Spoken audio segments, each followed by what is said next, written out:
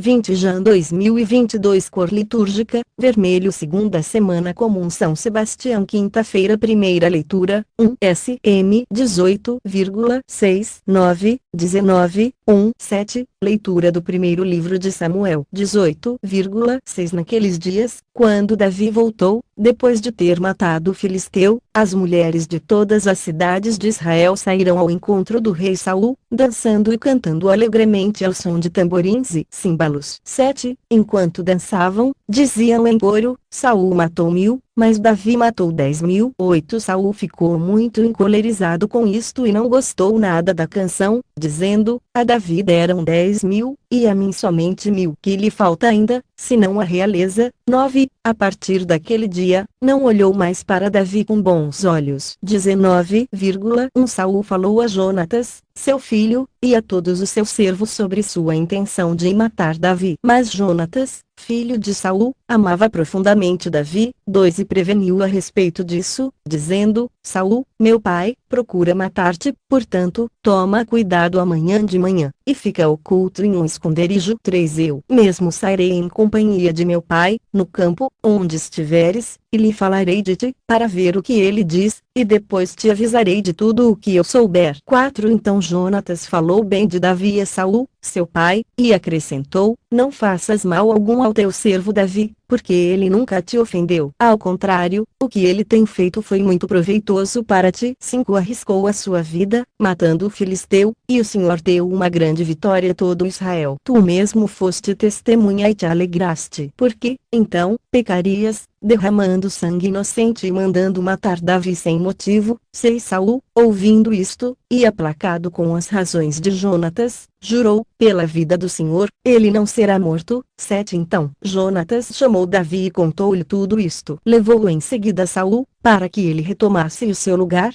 como antes. Palavra do Senhor. Graças a Deus. Responsório, SL 55, é no Senhor que eu confio e nada temo. É no Senhor que eu confio e nada temo. Tende pena e compaixão de mim, ó Deus, pois há tantos que me calcam sob os pés, agressores me oprimem todo dia. Meus inimigos de contínuo me espezinham, são numerosos os que lutam contra mim. Do meu exílio registrastes cada passo, em vosso odre recolhestes cada lágrima, e anotastes tudo isso em vosso livro. Meus inimigos haverão de recuar em qualquer dia em que eu vos invocar. Tenho certeza, o Senhor está comigo. Confio em Deus e louvarei sua promessa. É no Senhor que eu confio e nada temo, que poderia contra mim ser mortal. Devo cumprir, ó Deus, os votos que vos fiz, e vos oferto um sacrifício de louvor. Evangelho, MC 3,7-12. O Senhor esteja convosco. Ele está no meio de nós. Proclamação do Evangelho de Jesus Cristo segundo Marcos. Glória a vós, Senhor. Naquele tempo, 7 Jesus se retirou para a beira do mar,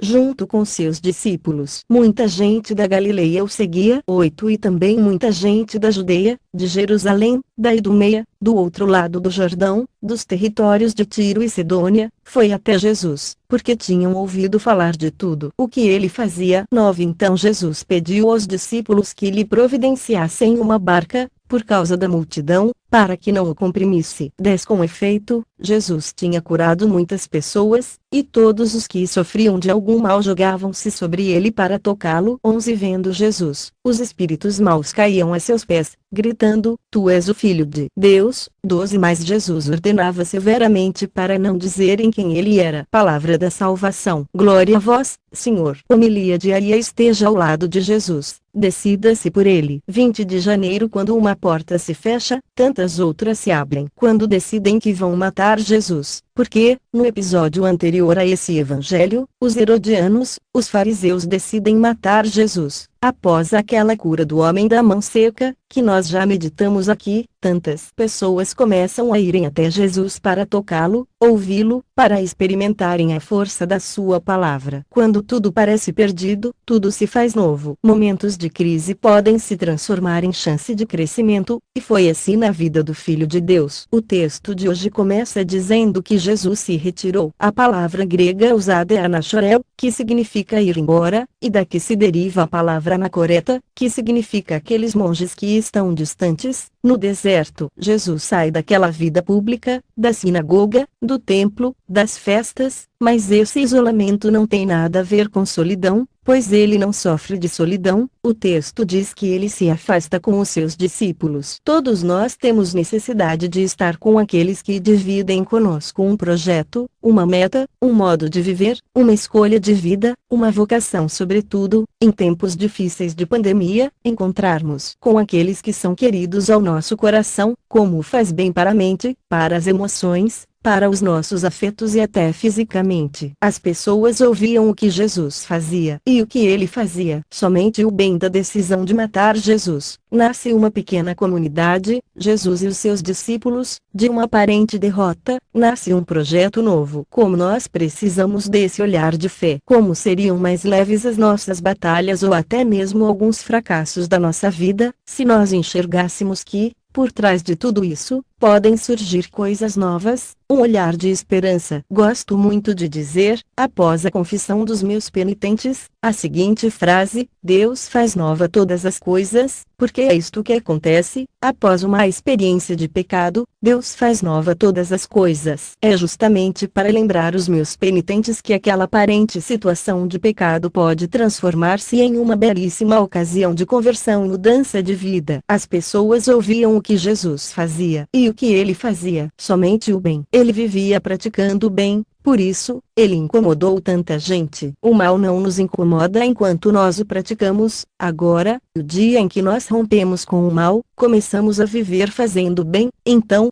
vem aquela avalanche de perseguição. Nesse momento, é hora de escolher, nos unir de novo ao mal e aos que praticam o mal ou resistir junto com um pequeno grupo, quem sabe 12, quem sabe o grupo da sua família, da sua comunidade, e nos tornamos numa força de atração, num testemunho em que as pessoas se apoiam. As pessoas que querem aquele estilo livre de vida de Jesus e dos discípulos estão iniciando um novo percurso. Tome também a decisão, decida-se pelo grupo de Jesus, esteja ao lado de Jesus e daqueles que o amam, para que, unidos a eles, você também possa levar essa experiência a outros corações.